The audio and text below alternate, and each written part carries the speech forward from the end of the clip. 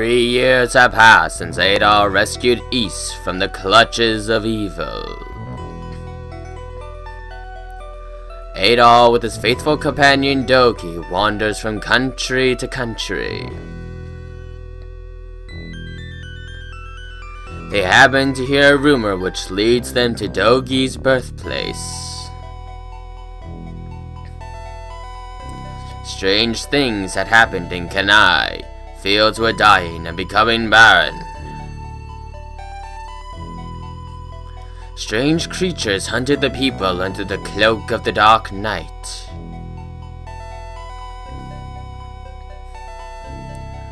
This did not discourage Adol.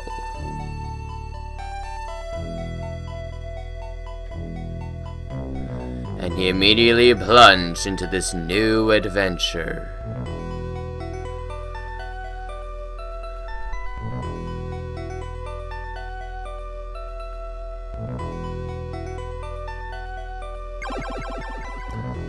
Had to make sure that was it. Hello everyone, this is Tales from 109 and welcome to Let's Side Play Ys 3 Wanderers from Ys. I decided to continue on with Adol's journeys, but this one is pretty short, so I figured I should probably make it a side LP. Unfortunately, the Genesis version, well, it's got a pretty darn long intro. I hope you're ready to listen! I'll try and make this as exciting as I can, I guess. Two travelers are resting their weary selves under a tree. It is a rather cloudy day, and the younger traveler is standing and gazing over into the distance. The man is none other than Adol, who will be known worldwide as a great adventurer. He is reminiscing about an incident which made he and his companion Dogi decide to head for Sarina, Dogi's hometown.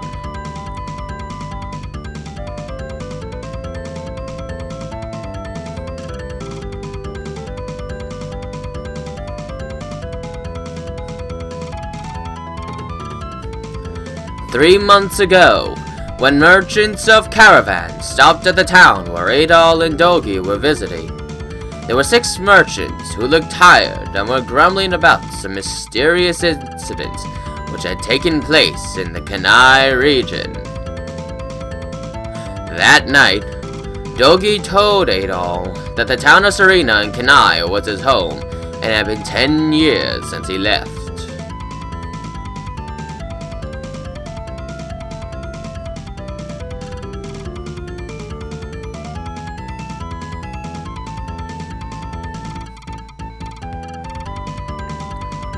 Dogi's conversation continues.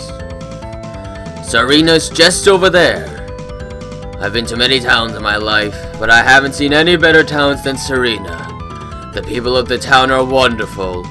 Orphans like me grow up without any trouble because of the good townspeople. Oh no, I've talked too much. We better get going.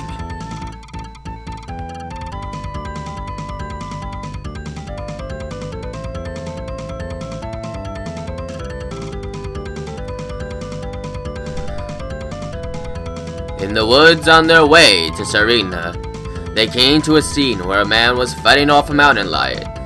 When Dogi and Adol ran to the rescue with their swords drawn, the mountain lion made a hasty retreat back into the woods. The man was Dogi's old friend, Roadold. Adol and Dogi dressed Roadold's wound and decided to spend the night at the inn where Roadold worked.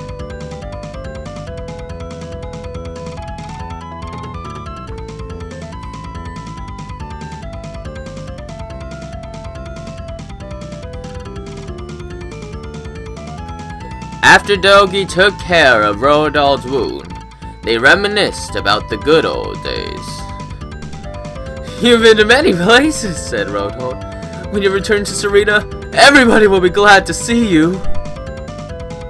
Roadold mentioned Vero, who inherited the weapon shop, Sheena, who ran a pharmacy, and Chester, who went to work for the castle.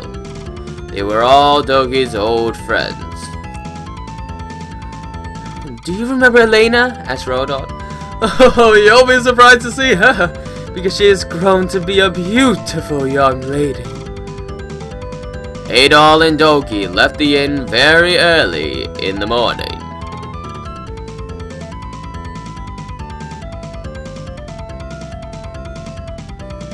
Some hours later, they met a group of gypsies. They roamed the area, performing tricks and fortune-telling to earn their living. Adol and Dogi consulted each other and decided to have their fortunes read to find out the cause of the troubles in Kenai.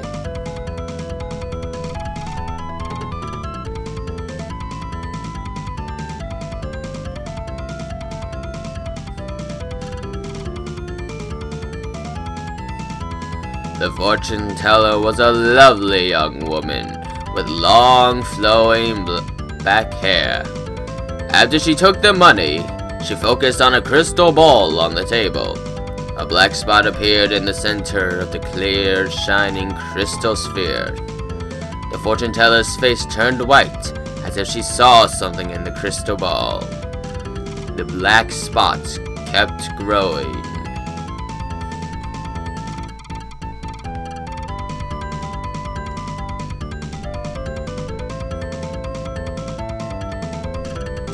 Cracks ran through the surface of the crystal ball, and suddenly it burst. The fortune teller lost consciousness momentarily. After she regained consciousness, she said a few words to her people in their own language, and returned the money to Adol and Dogi. The gypsies then quickly left. Adol and Dogi did not understand that language, but a word, Dabanicus, lingered in their ears.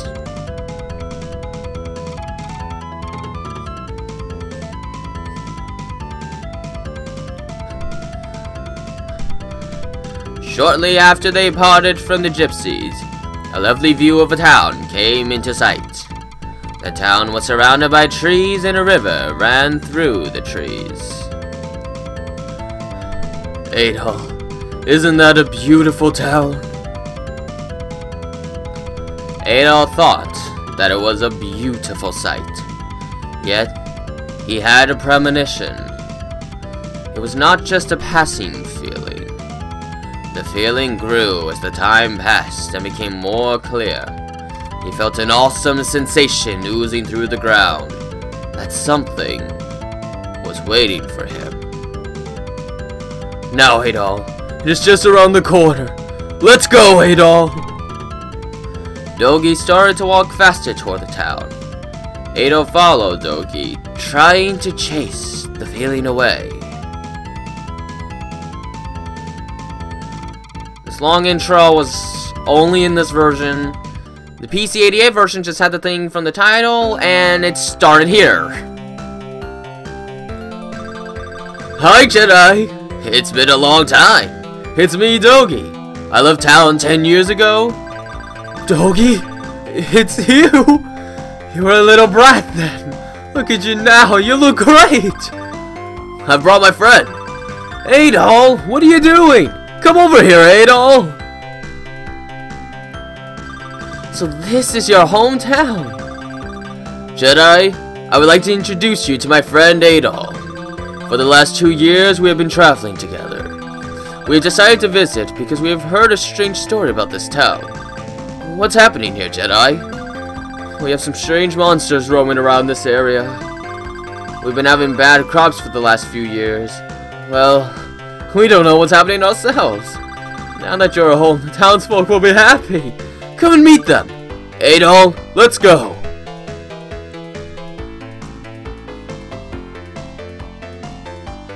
Copyright 1991, Falcom. All rights reserved. Presented by Telenet.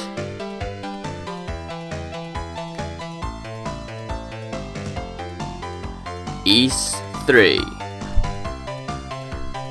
Wanderers from East. What do you think of my town? Isn't it a nice place? I'm sorry. Hey, watch where you're going! You! Aren't you Dogi? You must be Elena! You've changed! Dogi, you haven't changed at all. Thanks a lot. By the way, how's your brother? I haven't seen my brother for the last few months. I am in a hurry. I have some things to do. I hope to see you again soon. What's the big rush? I haven't seen you for such a long time. Adol, I'm going to the lodge first. So yeah, the PC Engine version had voice acting. Sorry I couldn't play that version, but I don't have it, and honestly, the voice acting in that is absolutely terrible. Okay then, moving on. More dialogue. Dogi, this is a nice room. A long time ago, I worked for this lodge. It's been 10 years since then, but nothing here has changed. Alright, cool.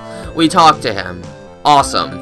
Now, we have money. Let's go and spend it. And, I'm going to configure this, because I'm not liking it very much. There. This is what I'm gonna like. Oh, might as well set that to fast, right? And what's this? I don't know. Int mode. I don't know. Oh, there's a sound test. Look, I never focused too much on that, have I? Well, let's go and buy stuff. Because obviously this is nobody's home.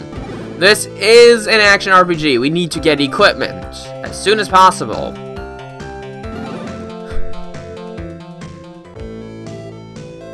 Hi. Please leave me alone. Whenever I talk with a young man like you, I cannot help but remembering my grandson, Roy. So, she's heartbroken because her grandson disappeared. Pretty much died. Oh well, can't do much about that now. We just got here. So yeah, long intro. The other version shortened it, but unfortunately there wasn't much we could do. I don't think we want to be buying anything just yet. Because we don't even have our basic equipment yet. We are barehanded. So let's go and buy stuff. Oh, finally, found it. So let's get a short sword. That way we can actually attack. We won't be able to hurt enemies without it. And leather armor. I think we can actually buy a shield, too. Yeah, we're able to get our basic equipment right off the bat. Cool. Now let's see if we can actually,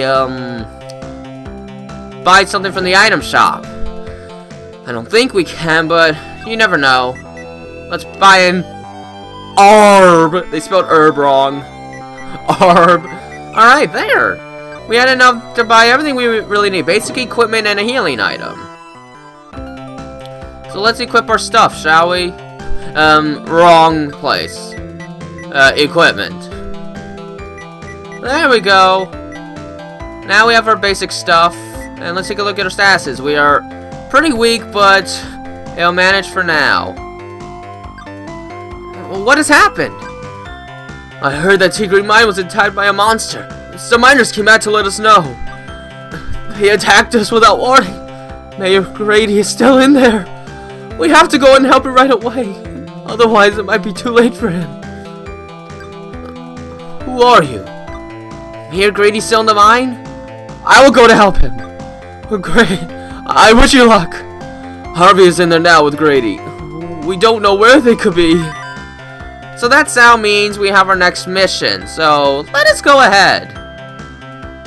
We are going to leave this town numerous times. It's the only town in the entire game. So obviously this game took a different approach from the first two East games. It went with more of a side-scroller setup instead of the top-down view that the rest of the series will be known for until it went more 3D. So here's the first area of the game, the Tigre Mine. And unfortunately we are pretty weak right now, so we are gonna have to do some grinding in order to get experience points. Because right now we'll die pretty easily.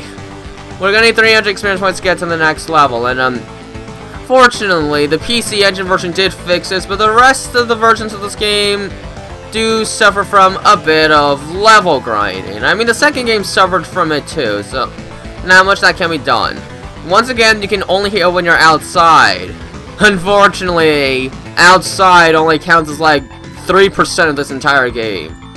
we really don't want to leave this area right now, as the enemies past that are extremely powerful right now. So, unfortunately, we don't have much of a choice but to fight here, and we're already almost dead, so we want to start heading back outside. Good thing I saved.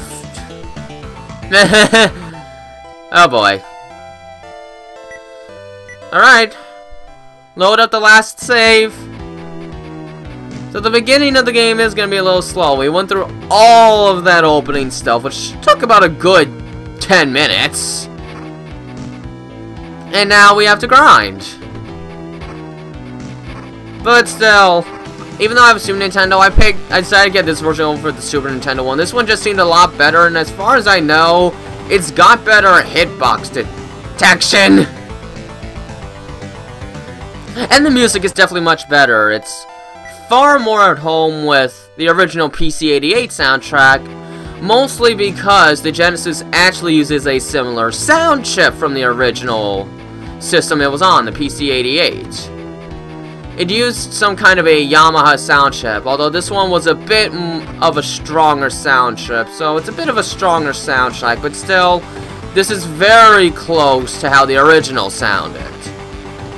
And also, the game scrolls pretty nicely, and the graphics honestly look nicer than other versions of this game.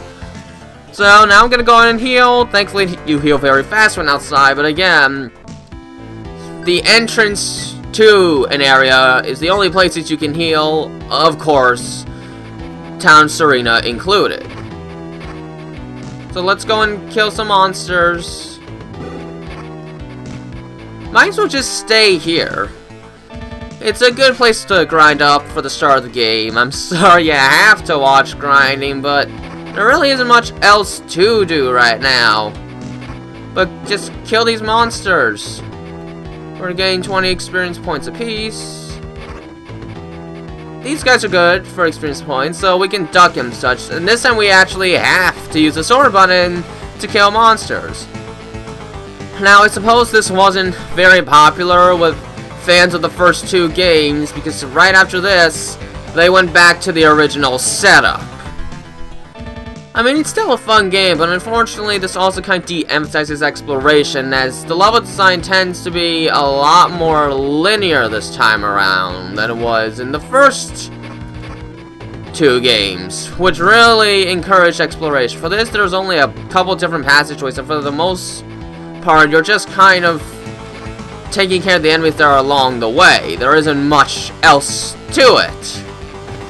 It's a pity because I like exploring, and yeah, this is a fun game, but I like exploring. Oh well, it's still a fun game nonetheless. And I would still take this over the Super Nintendo version. It looks better in my opinion, it sounds better, and well, it's got better hitboxes. I didn't see that guy there.